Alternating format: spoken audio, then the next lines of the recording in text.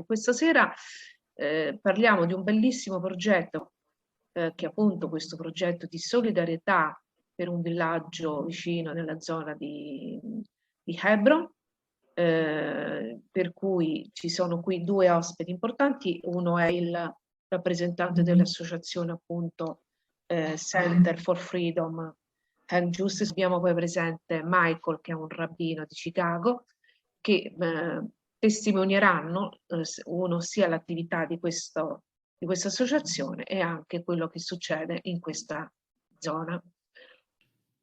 Buonasera. My name is Michael Davis. I'm a rabbi.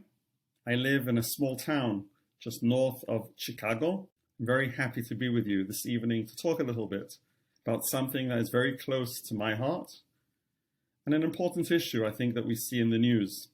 It's about Israel and Palestine, why I think it's significant, and what we can do from where we are in Italy, in the United States, around the world, to be connected and to do some good in a joyous, positive way. So let me tell you a little bit about myself by way of introduction.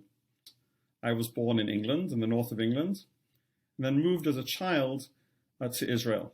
And I grew up, most of my upbringing was in Israel. I have many stories to tell from those periods, which I'll be happy to share.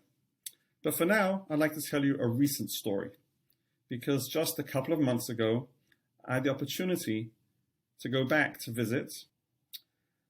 As part of the trip, I took one day to leave Israel and go into the Palestinian West Bank to visit a friend I had not met in person yet, an online friend. It was my Arabic language teacher who lives in a small village on the West Bank, a small village just outside Hebron. The village's name is Halchul. It's basically a suburb. Getting there from Jerusalem, where I was stationed, was its own story. You see, the Israeli Jewish settlements throughout the West Bank, throughout the occupied territories, are connected directly to Israel through a system of roads and public transportation, and it's very easy to get from Jerusalem to anywhere on the West Bank if it's an Israeli settlement. One has the sense of it being one single country and the border does not exist. But for Palestinians, it is just the opposite. One has to go through checkpoints, Israeli military checkpoints, alongside very tall concrete walls under watchtowers, be checked, and so on. So I got a Palestinian-Israeli taxi from the Palestinian part of Jerusalem, East Jerusalem, and he took me all the way in, past the checkpoints, past the barriers, and into the major Palestinian city of Hebron, where I was going to meet my teacher at her school. As we passed into the city, I could see large roadside signs, yellow signs on the side of the road that declared in Hebrew that Israeli citizens are not allowed to enter the city. And I'm an Israeli citizen. So entering the city was breaking the law. I broke the law. But as I told my children, some laws are meant to be broken. When we got to the city, my taxi driver made sure that he'd handed me over to my teacher. She took me to the school where they had laid on this wonderful Palestinian breakfast with local honey and olives and dates and whole wheat pita and the most amazing olive oil that I can remember. And it was just a wonderful breakfast. And they treated me as an honored guest, I think, because they have so few visitors in Hebron from the outside. Israelis, as I mentioned, are not allowed in, so it's very few who actually go. And foreigners haven't been coming because of COVID restrictions. The Israeli state restrictions into the country, which govern the entry of Palestinians too, are very restrictive, or had been very restrictive, and were biased against Palestinians. So it was rare for them, this school that relies on international students, to see anybody. So I was something of a rarity. They took me on a walking tour of the city. We went deep into the city. And the first thing I noticed about the city was how vibrant it is. The streets are bustling with people, the merchants and the traffic and the people. This is a really important hub of Palestinian life throughout the West Bank, up to Jerusalem and over the border into Israel. And that surprised me. I guess in my consciousness, it was hidden and invisible behind these tall walls, behind all the restrictions, behind all the isolation. And just to see the reality of their life was a wonderful thing and a surprise. And my teacher told me a story that I found idiomatic and perhaps illuminating that I'd like to share with you. She told me how Halchul, her village, the suburb of Hebron, sits on the highest point along the Palestinian West Bank. And from her village, she's able to see all the way to the Mediterranean coast. And she can see the lights of the Israeli cities at night. She told me how her father used to take her up and point out clusters of lights at night and say, this Israeli city, that Israeli city. The dark patch over there with the no lights at all is the occupied Gaza Strip, which doesn't have electricity on a regular basis.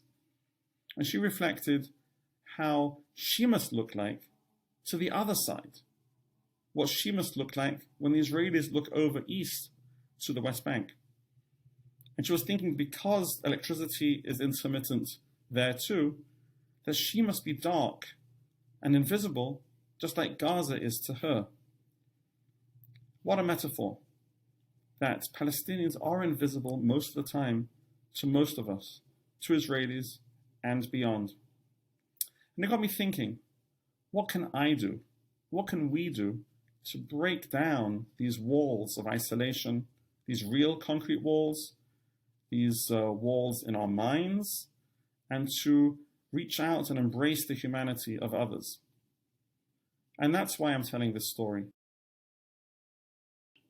I'd like to tell you about my walking tour of Hebron. After passing through the bustling market, we were taken deep into the old city of Hebron. We knew we'd passed into this area because we passed the only Palestinian police patrol car that I saw that day. And that marks the boundary between the area the Palestinians control themselves and the area that is controlled by the Israeli army, even though it's Palestinian. This is the old city with its stone streets and beautiful arched markets, delightful objects and foods, and it was colorful and interesting and beautiful. And as we went deeper into the market, we came to an area that was eerily quiet, abandoned. All the stalls were shuttered with these yellow ochre-colored metal barriers. And from the sides, we could see ugly concrete blocks blocking off exits and entrances into the alleyways of the market. And my host told me how their families were from there, their grandparents used to live there, and the place has been shuttered and closed off for 28 years, ever since the massacre in the sacred shrine of Hebron, the Ibrahimi Mosque. This was about this time of the year when a crazed Jewish settler went into the mosque and killed dozens of Palestinian Muslims at prayer.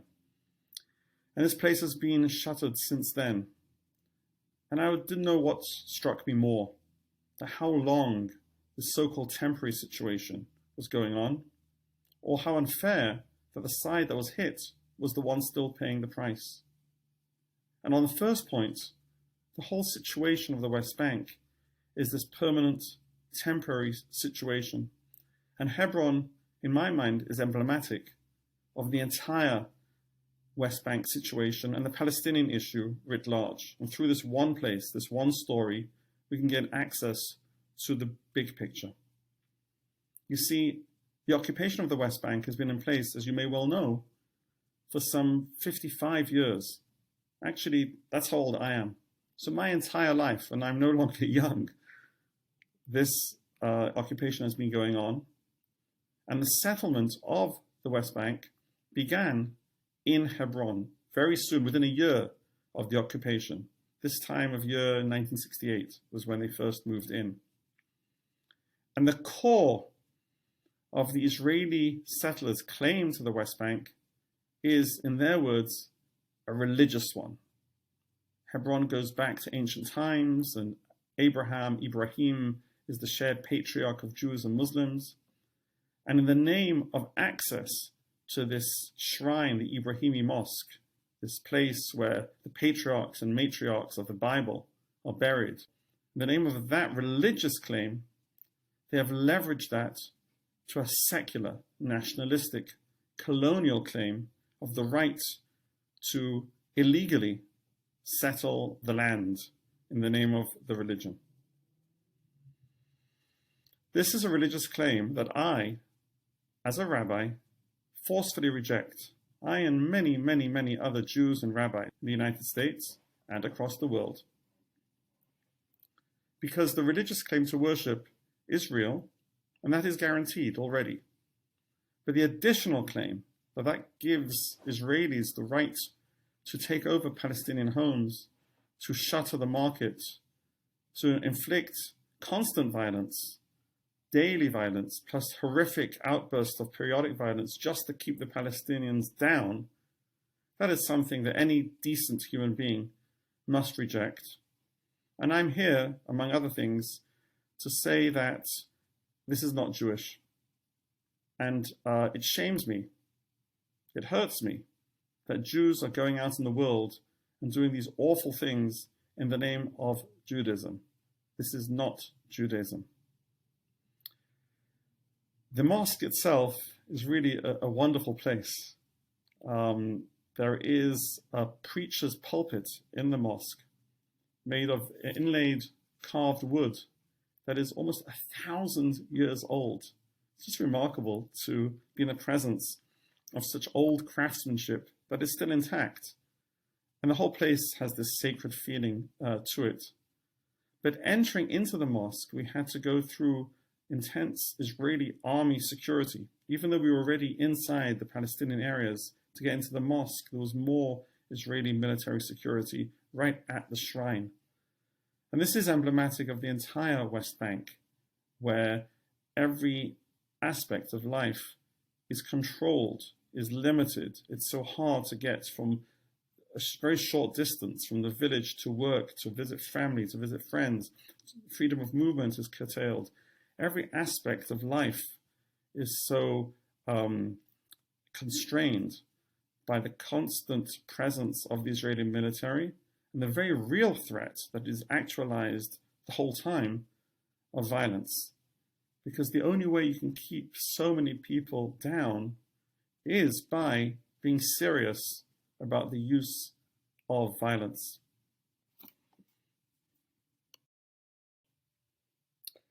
What can we do? I used to be involved in political action, but that's not for everybody. Perhaps it's not for most people. I know I've turned away from political action. But there is something that we can do, that we all can do to have an impact. One thing to do right away, I think, is to stop and listen to the Palestinians. What do they want? They're incredibly savvy and read the situation so well. They have to be to survive. What are they asking of us? Well, there is one thing that all of Palestine has asked of us. All components of Palestinian civil society, different religions, different types of Islam, different types of Christianity, political opinions across the spectrum, they all came together, over 100 civil organizations, to call on the rest of the world to enact BDS. You may have heard of this. BDS stands for Boycott, Divestment and Sanctions. And what they're asking of us is to refrain from putting our money towards supporting the occupation and the Israeli military. And there are a list of products that we can avoid buying in the name of BDS. Perhaps even more valuable than the actual decisions we make when we go to the supermarket is the public declaration of supporting this one unified Palestinian call. And we know this is important, not just because it's what the Palestinians have asked of us, but because the other side agrees. The other side has told us this really bugs them. And we know this because of the incredible amount of energy that has gone into banning BDS. For instance, in the United States, across the United States, state by state, up to the federal level, has enacted laws criminalizing BDS. In my own home state of Illinois, the state government passed a law opposing BDS, to the effect that anybody who declares their support for BDS is barred from doing business with the state government. So we know that this really bugs them, and that's another argument for declaring our support for BDS. But there is another way, an active way of engaging with the Palestinian call, and that is to build them up through our discretionary income, through whatever money we can provide. And that's why we're gathered here to talk about the cultural center in Beit Ummar, which is not too far from Halhul and Hebron, which I visited. There's so much human potential in the West Bank. There is so much they could do, but are unable to do because they are blocked off from the rest of the world and don't have access, and all the privations and hardships that living under occupation does, with so much of one's energy, it has to be given just to surviving, just to be able to get from one place to another, just to get health and medicine and all the things one needs just to survive. And there's so much human potential waiting to be unleashed. And by building a cultural center, such as the one at Beit Ummar, that builds up the Palestinian society, and one's money goes very far because of the impact that one is achieving by creating these powerful centers which empower the Palestinian people. It's a way of showing that we care. It's a way of breaking them out of the isolation of knowing that people are giving to this. And it's a way of doing actual good by building this center.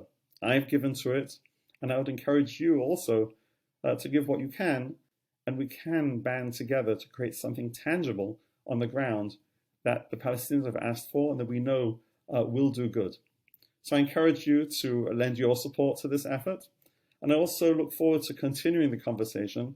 I have many more stories, but I've waited to hear what you are thinking about so that we can allow the conversation to flow in the areas where you're interested. So I look forward to your questions. Thank you. Allora, adesso passiamo la parola a Mousa, che ci parlerà quindi di questo progetto della sua associazione. Good evening.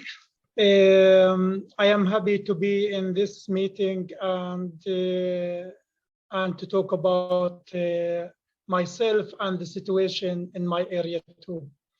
So my name is Mousa Abu Maria, and I grew in this town which called Beit Ummar. And Beit Ummar is agriculture town since many hundred years ago. And most the people here is their income from the agriculture. We are famous for grapes and apples. So Beit Ummar is surrounded by 6 settlements from the south and the north. And we are suffer mainly from some settlement which call Beit Ain, and the other one is we have Kermit Sur, which is every year they will attack our land, and they damage many of land by throwing the sewage water. And the other problem is come by when they were confiscated our land, and many of farmers, they lose their land and they have no real income every year. So I become to involved with this situation. And I do remember in 1999 when they were come to arrest me the first time, and in 2002 they were charged me to be like 5 years in prison. Then during my time in prison, I suffer a lot, but I never give up at that time. Then I start to educate myself and to learn more about the nonviolent strategic action. Then after they released me in the end of 2003, I become to meet my family, my people again, and then to talk about the nonviolent action and why that is very important in Palestine. So in 2004, at that time, we started to meet with some members here from my town and to talk about the nonviolent. After that, we create a group, we call it the Popular Nonviolent Committee, and we start to organize how to go with the farmers near the settlement and to help them for plant trees or harvest sometimes. Then we started to organize weekly demonstration for against the wall, which is built around our land. Then after that, we start also to spread the message for our friends who stand behind the peace and justice is to come to participate our action. So we get call from Israeli friends and international friends. They will come to participate our action and to record everything and to see like the violence is from the settlers, even from the army. So in 2008, again, the army, they came at the middle of the night to my family house, and then they start to ask my father about me. And they told him that we need Mousa for a few hours, and then after that, we will release him. Then they will arrest me. And after 2 weeks, I get a document that I have to stay in prison for 6 months. And we call that law the administrative of detention. And I don't know why they were put me in that law. I felt I am in prison is for nothing because they don't, for example, took me to for any question and just they put me in prison and they told me you have to be there for 6 months. And I remember when I finished the first 6 months, because I thought they will release me, then they give me another document for 6 months after. So also after I finished the second 6 months, they will give me another third 6 months. Then they will attack me from the psychology way. And like they want me to feel that I will be in a prison maybe for a long time. And always there is no reason behind my time in prison. So after I finished the third one, they released me. And when they were released me, they told me, you have to be carefully and not to go to do any action and not to call anyone to come to participate any activities, even if that about peace or about to meet, like, for example, the children, they will suffer from prison because sometimes we will make interview with them to hear about how they will suffer in prison. So because we believe what we will do and we know we are not violent people and we are always behind the peace and justice for everyone. So in 2010, we will create our organization, which called Center for Freedom and Justice, and we start to be more organized and we add another kind of activities. So in 2010, the first action we did, I remember, like I heard from people, and as me, never they know what is mean the sea. They saw the sea by TV, but they don't know the sea by reality. And they don't know where is the sea exactly. At that time, I was cooperate with one women organization from Tel Aviv. And then we will talk about how they will take the children from my area to the sea and to take care of them there. So after that action, I saw the faces of the children when they go back and how they tell their families and their friends about how they were enjoy to be with the water. Even like for me, when they were told me about their experience with the sea, until that time, for me, never I saw the sea.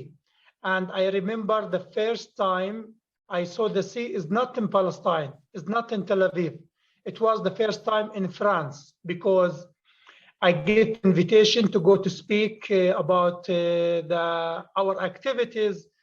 And the first time, my friend from there, they will take me to the sea in the north of France. And I was shocked about that time.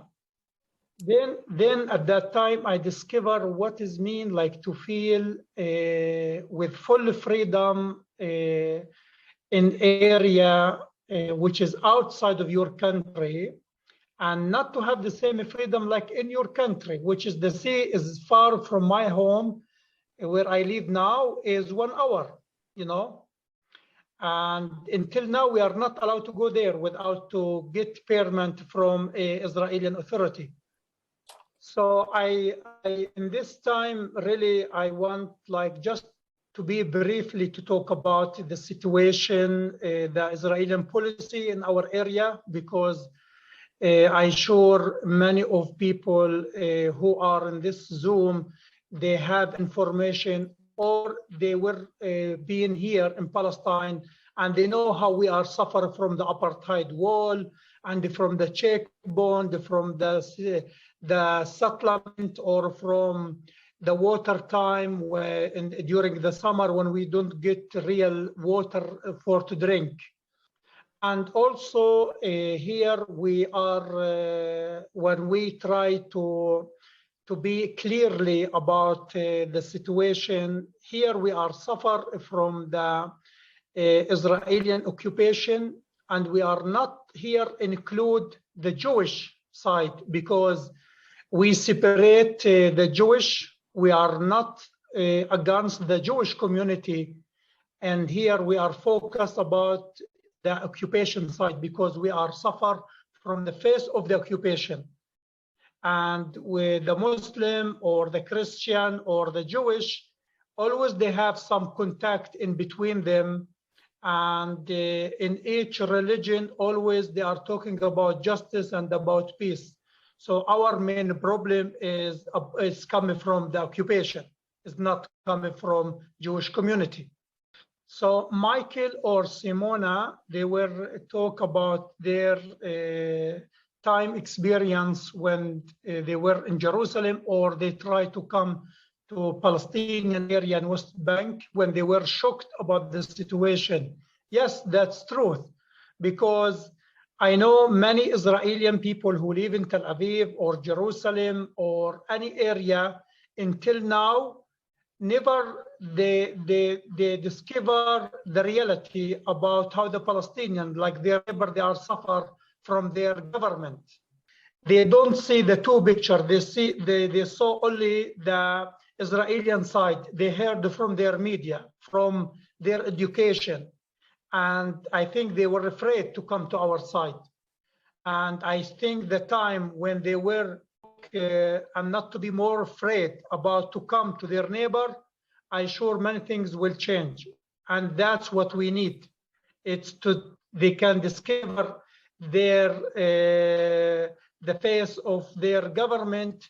They were market something bad about the Palestinian side.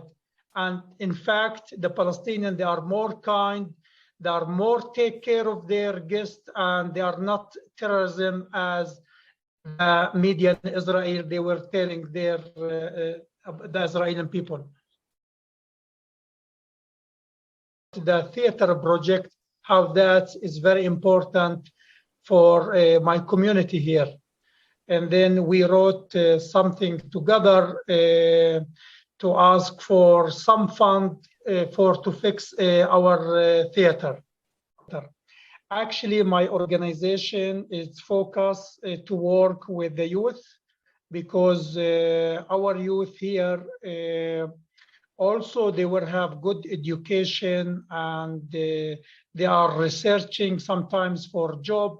And the idea of my organization is to help them in some way and to contact them in some project how to help us for marketing and sometimes to help us for take care of their land and to help the farmers if that for harvest or if that for plant trees or to participate some workshop.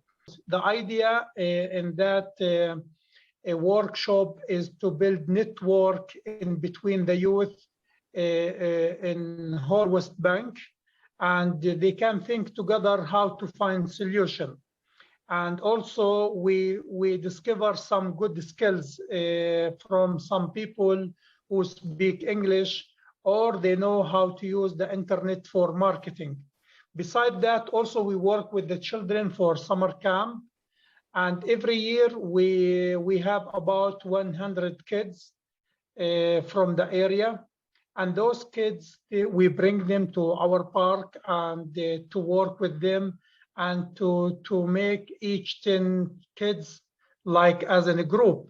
We teach them about arts, we teach them about sport, we teach them about like to take them tour about around Beit Ummar and to teach them about the situation between like the farmers and the settlement to be careful in the future.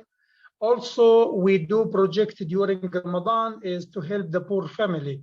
We try to give them food and that food can be with them for 1 month. So the food is not only for the poor from Beit Ummar, we support 7 areas in South Hebron Hills, in Beit Ummar and south of Beit Lahem. So we have about 7 areas who are suffering from the cheekbone, from the wall. Some of them, they are Bedouin also. And that also we did cooperate with Italian government, especially the region of Bolzano. We did cooperate since 5 years until now. And they were support some project for women, because also we help the women to have their income and to work with them as to do like a local product, organic local product. And the youth, they help them to market their product, and later they have some income from that. So like we still also develop some project, but until now we keep in our mind we want to fix the theater project, because in April we have a plan that to open this theater, and we want to build our program there. People will use it. So I am happy also to invite everyone, if that from Italy or from Europe or United States, that they can come to visit our town and even to stay here and like to participate all our activities here. That it help also our side more and more. So I would like to thanks again all the people they were in our Zoom, and I want to give time for anyone if he want to ask any question.